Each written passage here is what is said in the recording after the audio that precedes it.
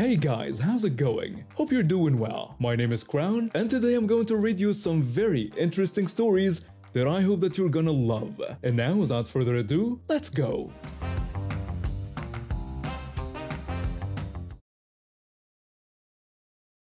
I started working at this popular fast food chain when I was 17. My parents had been bugging me all summer to get a job, saying I needed to learn some responsibility and earn my own spending money. I wasn't thrilled about it, but the place was close to home, and they hired me on the spot after a 5-minute interview. I'd been there about 6 months when this story happened.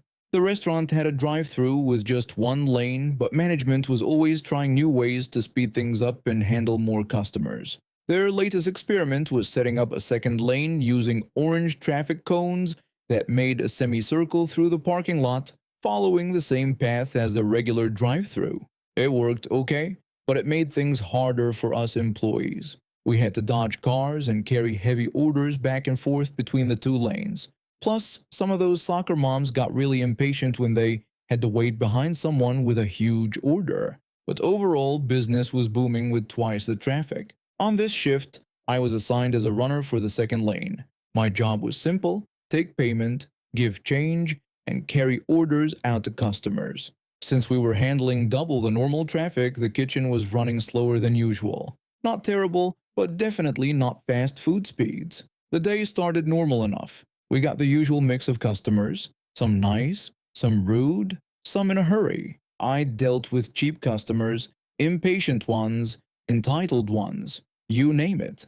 Nothing I hadn't handled before.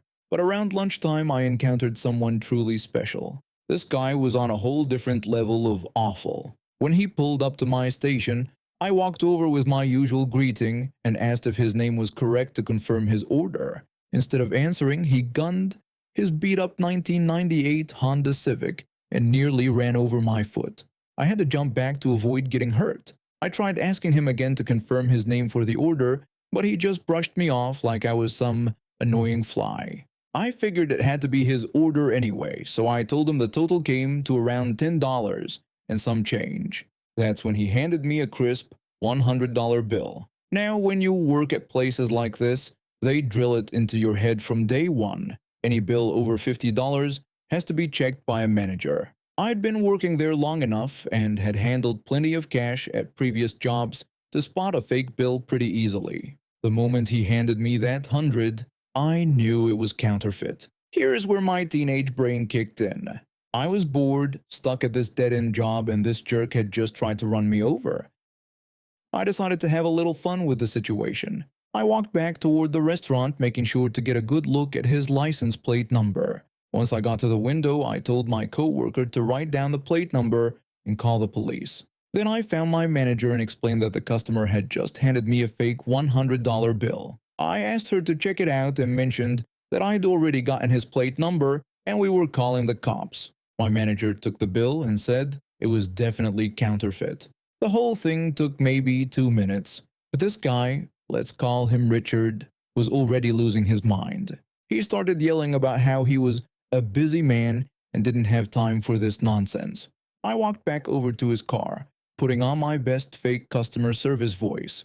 I apologized and asked him to give us just 1 more minute. I explained that our kitchen was having trouble keeping up with orders and promised to throw in some extra fries for his trouble. That seemed to calm him down for about 30 seconds. When I got back to the window, my manager said the bill was fake and that police were already on their way. Everything was going according to plan. But Richard wasn't done making a scene.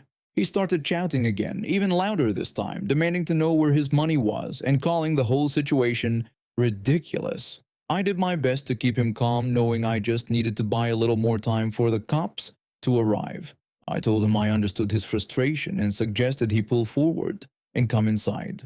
I explained that we could give him some discount coupons for future visits to make up for the inconvenience. Richard was out of his car at this point, stomping around and making a complete fool of himself, but the mention of free stuff got his attention. He decided it was worth checking out and started walking toward the entrance, still being loud and obnoxious. That's when the magic happened. Our restaurant had huge glass windows all around, so you could see pretty much everything from any angle. When Richard was walking toward the door, two police cars pulled into the parking lot. His eyes went wide, his mouth dropped open, and for a split second he just froze. Then reality hit him, and he spun around so fast he almost fell over. He started this weird combination of speed walking and jogging back toward his car, trying to look casual but failing miserably. Unfortunately for Richard, we'd already pointed out his car to the officers. They positioned their vehicles to block him in completely. He was trapped with nowhere to run. I was still outside and could hear him yelling from his car. He was screaming threats at me and my co-workers, calling us every name in the book. I guess the big grin on my face made it pretty obvious that we were the ones who'd set him up. After the officers got Richard in handcuffs and stuffed him into the back of their patrol car, they called me inside to give my statement. I explained everything that had happened, from the near hit and run to the counterfeit bill. One of the officers asked if I would be willing to testify in court if they needed me to. I told him absolutely, no problem. The officer then explained that this guy had multiple outstanding warrants and was considered somewhat dangerous. He said I'd done the right thing by calling them. That made me feel even better about the whole situation. Not only had this jerk tried to scam us with fake money, but apparently he was wanted for other crimes too. About a week later, my manager told me that Richard had been charged with several felonies and was looking at serious jail time. Turns out he'd been passing counterfeit bills all over town, and our tip helped the police connect him to at least 5 other cases. My co-workers thought I was crazy for messing with someone who turned out to be actually dangerous, but I felt pretty proud of myself. The company I work for contracts us out to local hospitals, and I landed the overnight shift at the main hospital here in town 10 p.m. to 6 a.m. It's usually pretty quiet, which suits me fine after spending years working in law enforcement in another state. I thought I'd seen it all, but hospital security has its own special brand of crazy. Most nights we deal with homeless people who come in claiming injuries just to get a warm bed for a few hours. Can't really blame them, especially during winter. The nursing staff used to be more understanding, but since the pandemic hit, they've gotten stricter about it. Then there are the psychiatric holds, patients who might hurt themselves or try to run. We sit outside their rooms in 2-hour shifts to keep an eye on them until the mental health team can find them a proper facility. But our regular star performer is this elderly woman everyone calls Karen. She's about 87 years old and comes in by ambulance at least twice a week. Her routine never changes. She gets treated for whatever complaint she has that day, gets discharged after about 3 hours, then plants herself in the waiting room and refuses to leave. We always get called to escort her out, and it always ends with the police being called. Her go-to excuse is always the same story about not having kneecaps. She waves her walking cane around and shouts about how we don't understand what it's like to walk without kneecaps. The thing is, we've all watched her walk perfectly fine from her hospital bed to the waiting room with just minimal assistance from the nurses. But the moment we ask her to leave, suddenly, she can't move a muscle. When she realizes she's losing the argument, that's when things get interesting. She'll chuck her cane at whoever's closest, usually me or one of the other security officers, then throw herself dramatically onto the floor. I've seen toddlers throw better tantrums than this grown woman. This night started out normal enough. We had a psychiatric hold patient who needed monitoring, so my partner and I were taking turns sitting outside their room. The newer officer had first shift, then it would be my turn. Everything was going smooth until about halfway through the night when the newer officer radioed for backup in the emergency room because of the disruptive patient. My partner and I looked at each other and sighed. We headed back to the emergency room, and that's when we saw the monitor technician, this sweet older lady who's been working healthcare for about 60 years. She had this look on her face like she was ready to commit murder. My partner asked what was going on, and that's when we heard the screaming from one of the rooms. Karen was yelling that she wasn't putting on her clothes because she couldn't bend her knees. The nurse kept trying to tell her she had to get dressed, but Karen refused and asked if the nurse was going to dress her herself. She made it clear she didn't want anyone touching her. My partner and I just rolled our eyes and let out heavy sighs. Here we go again. Turns out Karen had come in on the ambulance completely soaked from the heavy rain outside, and according to the nurses, she was drunk off her rear end. Karen plus alcohol equals absolute disaster. The whole mess started when she got to her room. The nurses tried to get her vitals and find out what happened, and one of the emergency room techs brought her clean scrubs to change into. That's when Karen went ballistic, screaming that she'd been assaulted earlier and didn't want any male staff near her. Fair enough, the staff respected that and made sure only female nurses dealt with her. But then she pulled her usual kneecap routine, claiming she couldn't possibly change clothes because she couldn't bend her knees. So there she was, stark naked, letting the entire emergency room staff see everything while arguing about her inability to dress herself. My partner went to talk to her while I stayed outside providing backup. The nurses filled me in on what had been happening. After he finished trying to reason with her, the monitor tech asked us to do walks around the emergency room every 30 minutes to keep an eye on things. Near the end of our shift, it was my turn to sit with the psychiatric hold patient. I was about 3 beds down from Karen's room when all hell broke loose. She'd just gotten her discharge papers, basically the hospital saying they'd done everything they could and she was stable enough to go home.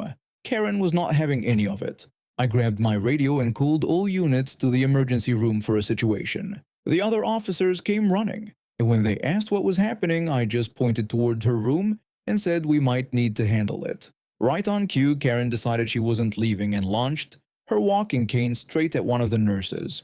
Hospital policy is crystal clear. When a patient assaults a staff member, we call the cops. Within a minute, 4 police cars pulled up with lights and sirens going. The officers strolled in casually like they were stopping by for coffee, but when they heard Karen screaming, one of them looked at the staff with this tired expression and asked if that was the Karen they all knew about. The nurse confirmed it was her, and the officer said he couldn't believe it. He walked over and ripped open the curtain to her room, then shouted at the top of his lungs for Karen to get out right now before she went to jail. But Karen wasn't backing down. She started her whole routine again. The assault story, the kneecap story, how she couldn't walk, couldn't bend her knees, couldn't put her pants on. The staff even offered to let her wear just a hospital gown instead of regular clothes. The officer looked at her and told her he'd seen her walking just 6 hours ago, asking why she was acting like this. Karen called him a freaking liar. Now, I used to work in law enforcement myself, and I know you can call cops pretty much anything under the sun. We've been called pigs, weirdos, cowards, every curse word in the book. Most of it just rolls off our backs. But calling a cop a liar when you're clearly in the wrong, that's crossing a line. The officer asked her if she was telling him that his body camera, the dash cam, and the rear dash cam on his patrol vehicle were all lying. Karen said no, that wasn't what she meant. She was saying he personally was a liar. The officer explained very clearly that she'd been discharged from the hospital, and if she refused to leave, she'd be charged with trespassing and disorderly conduct. She kept arguing, so all 4 officers went into that room. It took them exactly 30 seconds to get handcuffs on her and wrestle a hospital gown onto her body for transport. They bagged up all her belongings and escorted her outside to the patrol car. My partner came to relieve me from watching the psychiatric hold patient, and when I walked past the ambulance entrance doors, I could see the cops outside laughing and talking about their next call. Karen was sitting in the back of the squad car with her head hanging down, mumbling to herself. Honestly, dealing with her drama so many times, it's always a relief when she finally gets hauled away. About 6 months ago, my uncle passed away. He was like a second father to me growing up since my dad worked 2 jobs and wasn't around much. My uncle never had kids of his own, so he always treated me like his son. He was a mechanic and car painter back in the day, and his pride and joy was this 1980 Mustang he'd been working on for years. Silver with black racing stripes down the middle and perfect black pinstriping that he did himself. When he passed, he left me the car in his will. I've been driving this beat-up Honda that was basically held together with duct tape and prayers, so getting the Mustang was like winning the lottery. I sold the Honda for whatever I could get and put every penny into getting the Mustang roadworthy. New tires, brake work, engine tune-up, the works. It took me 3 months of working overtime and eating ramen noodles, but I finally got her running like a dream. Every time I drive it, I think about my uncle and how proud he'd be. Last Tuesday, I needed to do my weekly grocery run. I'm a bachelor, so my shopping list is pretty basic but covers everything. Frozen dinners for work lunches, some actual ingredients for cooking dinner, snacks, the usual stuff. I was almost done shopping when I realized I forgot milk and eggs for breakfast. I've been out of milk for a week and have been drinking my coffee black, which was getting old fast. I headed back to the dairy section and saw there was only one container of skim milk left on the shelf. Perfect timing, I thought. I grabbed it and was about to head back to checkout when this woman approached me. She walked up and thanked God that I was finally stocking the fridge, then told me I could just give her the milk. I had to explain that I didn't work there and that I was taking the last container for myself. She didn't seem to understand and pointed to her kid, saying I should give it to her because her angel needed milk to grow big and strong. The kid was giving me this nasty look, like I was some kind of monster for wanting to buy milk. I tried to be reasonable about it. I pointed out that there were other milk options available and suggested she try the grocery store about a mile away, since I've been out of milk for a week. She got angry and said no, she needed it right now. She threatened to call the police if I didn't give her the milk. I told her to go ahead and call them, then said I was going to check out and she could do whatever she wanted. When I walked away, I heard the kid start whining about how I was taking his milk. I could hear them arguing behind me, but I just wanted to get out of there. I went through checkout without seeing them again and headed out to my car in the parking lot. I was about halfway done loading my groceries into the trunk when I heard that same kid yelling. I was shocked when I realized they'd followed me outside. The woman walked up to me with her cart, dragging the kid behind her. But instead of yelling about the milk, she stopped dead in her tracks when she saw my car. She asked in amazement if the car was mine. I started to say yes and began explaining about my uncle, but she cut me off. She said it wasn't possible and accused me of stealing it. She claimed there was no way someone like me could afford a car like that and said she should have it instead. She even started asking how much I wanted for it. Now I was getting angry. This lady was completely out of line. I told her it was definitely my car and ordered her to get away from me. She got even more upset and said I had no right to raise my voice at her. She threatened to call the police again, this time for harassment. I told her to go ahead and call them, saying we'd see how the cops wanted to interpret the situation. I finished loading my groceries and put the cart back, trying to ignore her. True to her word, about 3 minutes later a police car pulled up. An officer got out and walked over to us. The officer asked what was going on and said he'd been told there was a disturbance. I started to explain, but she interrupted me right away. She told the officer she was so glad he was there and claimed I was trying to steal her husband's car. The officer looked at me and asked if what she said was true. I said no and tried to explain that she was making it up because she was mad about the milk situation in the store. She interrupted again, insisting I was lying and saying I'd tried to take her husband's car while she wasn't looking. She demanded that the officer arrest me immediately. I told the officer that what she was saying wasn't true. The officer looked between us for a moment and then said he wanted to see who had the keys. He said we'd check the license and registration, and he'd even run the plate to make sure. I pulled out my keys, unlocked the car door, and got all my paperwork from the glove compartment. The officer took everything and went back to his car to run the information. After a few minutes, he came back with a completely different attitude toward the woman. He told her that the car was definitely mine and that what she'd done was highly illegal. Then he asked me if she'd been harassing me since we were in the store. I said yes and suggested he ask the manager to look at the security footage. The officer nodded and we all went back inside. The manager was more than happy to pull up the footage from the dairy section. You could clearly see the whole interaction, me grabbing the milk, her approaching me, the argument, everything. When we came back outside, things got really interesting. The officer turned to the woman with handcuffs in his hand and told her she was under arrest. She demanded to know what for, backing away from him. The officer wasn't having it. He listed off the charges, filing a false police report, abusing emergency services, disturbing the peace, and now resisting arrest. I watched in amazement when he cuffed her right there in the parking lot. She kept screaming about how this wasn't fair and how I was the real criminal. The kid was crying, but honestly, I felt kinda bad for him. Having a mom like that couldn't be easy. Another officer showed up to deal with the kid and call family services to figure out what to do with him while his mom was being processed. The first officer took my statement and told me I could press additional harassment charges if I wanted, but I declined. Seeing her in handcuffs was satisfaction enough. The only casualty of the whole ordeal was the ice cream I bought. It melted in my trunk during all the drama. But honestly, it was worth it. And now we have reached the end of today's stories. Thank you for watching, and see you next time.